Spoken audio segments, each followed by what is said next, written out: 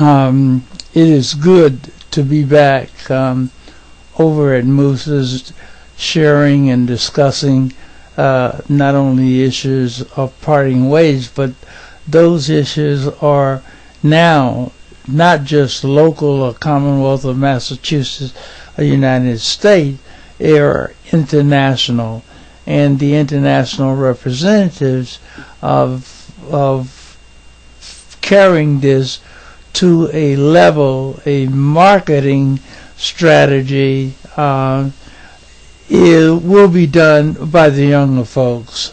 You have craftsmen and you have business entrepreneurs, a business person who has the international flavor and international exposure and international support, Marcus Hauptman. The young man who has laid the cornerstone, and the son of Wayne Ibn Musa Barboza, Musa Barboza has not only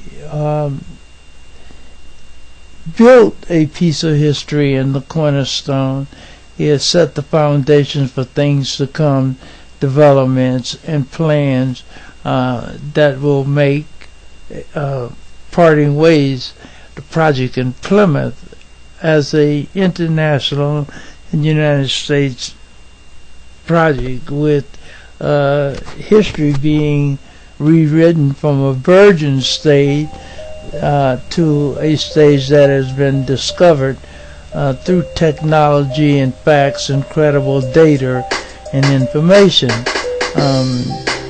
Where we are now is having government live up to its responsibility and its creed of laws that protects the citizens, as well as parting ways.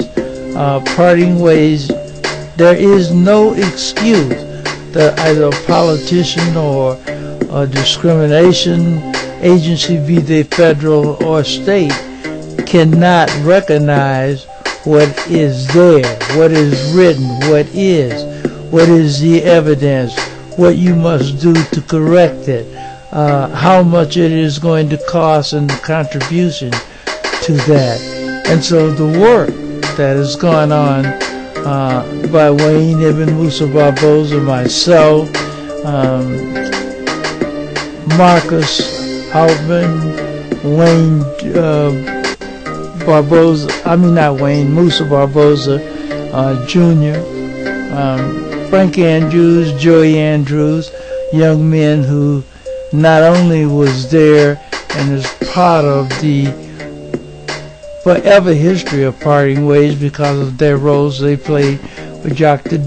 James Deach in discovering the artifacts that was there, but their roles that they also play now as members of the board. The board of Parting Ways consists of myself as president, Wayne Ibn Musa Barboza Jr. vice president, Frank Andrews treasurer, Joey Andrews clerk, Marcus Hauptman business advisor, Steve also plays a major role in exemplifying through uniform and through guidance and mentorship of Musa how important and the exact role that this represents in history of African Americans, Cape Verdean Americans, Africans in general, starts way before the Pilgrims. Our history starts in 1513, over 400 years of being Americanos and coming to this new world and making major contributions, regardless of whether or not those who were of different ethnic groups, Caucasian groups, tried to enslave us forever.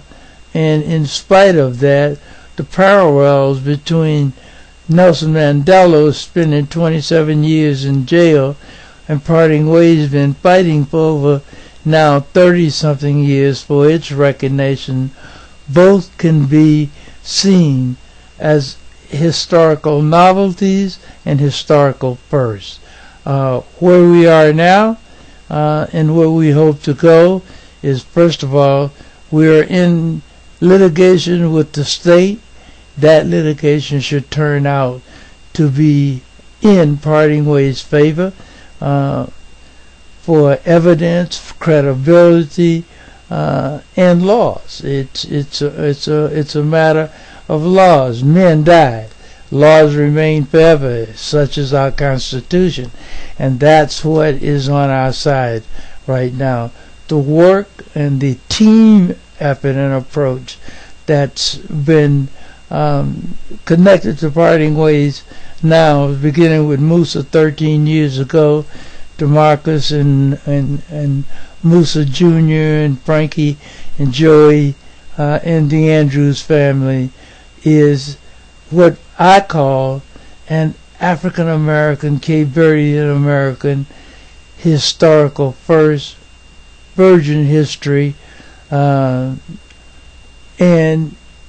the rewriting of what history really is about, and the facts, and all of those people, whether they have been from secret societies or societies that just did not want to be truthful about the contribution of so many great black and Cape Verdean folks, that now is the time. Timing is everything, and in time, in the age of technology, will be able to allow us to not only compete on a local and state and federal level, but at an international level.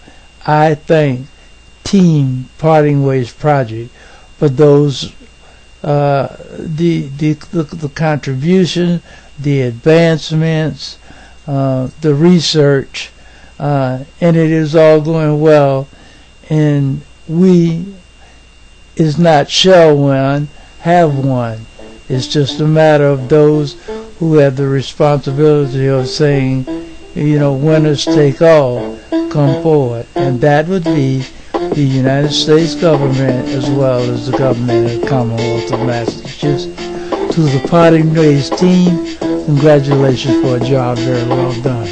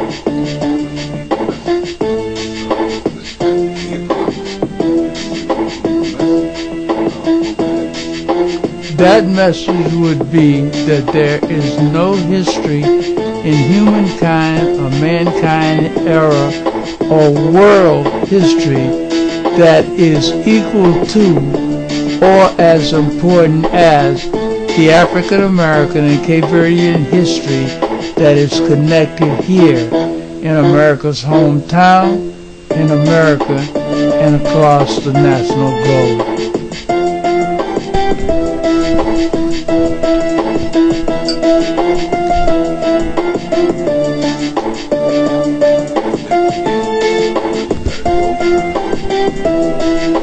There's more to come. We just began our first recording.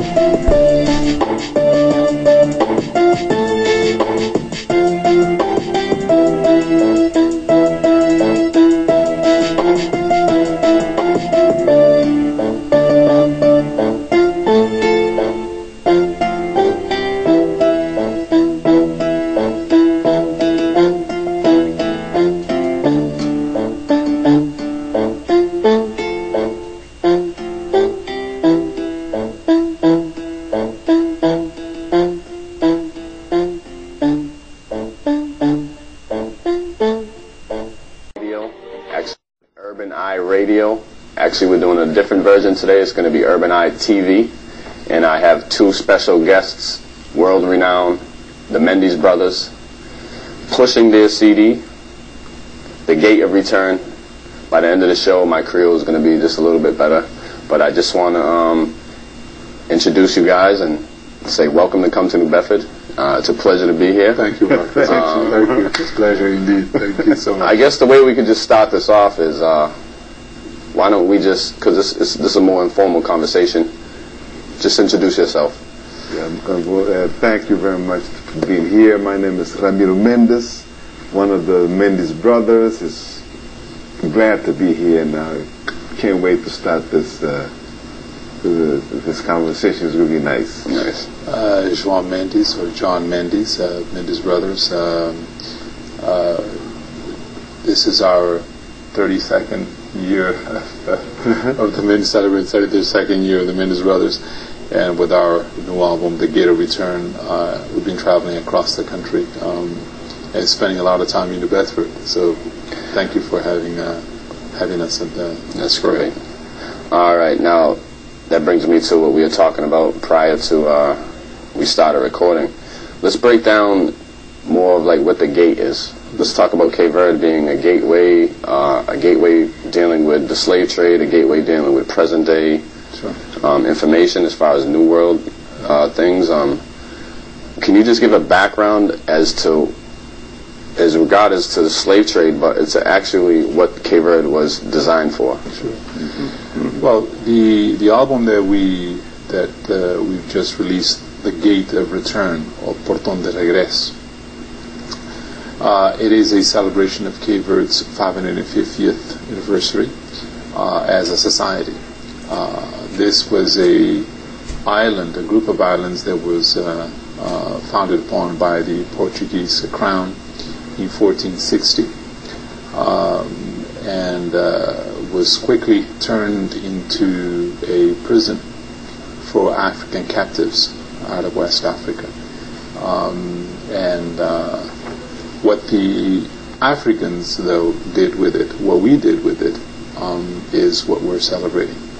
We're celebrating the way that we transformed what was intended to be no more, no less than a prison. Right. But we decided to make it a society. We later decided that we were going to free it. We were going to make it free, sovereign, independent, a loving nation of all people. And today we have a Cape Verde that it is no longer a prison, but it is the beacon of democracy. It is a beacon of hope for people from all over the world.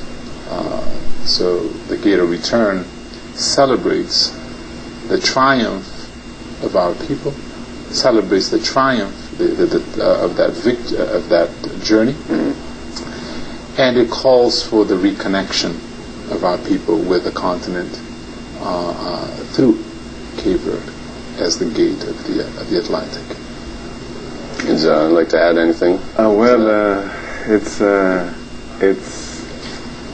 It's an historical place. I mean, we can go on, and we could say, for example, this is the place that it's the first concept, the old city, Cidade Velha, what we call in the Gate of Return. It's the first concept of European city in the tropics. Inside, right. In the tropics, which predates New York City, predates New Bedford, predates Tokyo, right. Predates, any cities that was built. Even the cities in the continent itself, the modern African cities, the first one of those models was built in Cape Verde. So they were all derived from Cape Verde. From that, and the streets are still there. Rua Banana, Rua Carrera, they're still there. I mean, you've been in the old city, it's still there. And from the younger perspective, I think that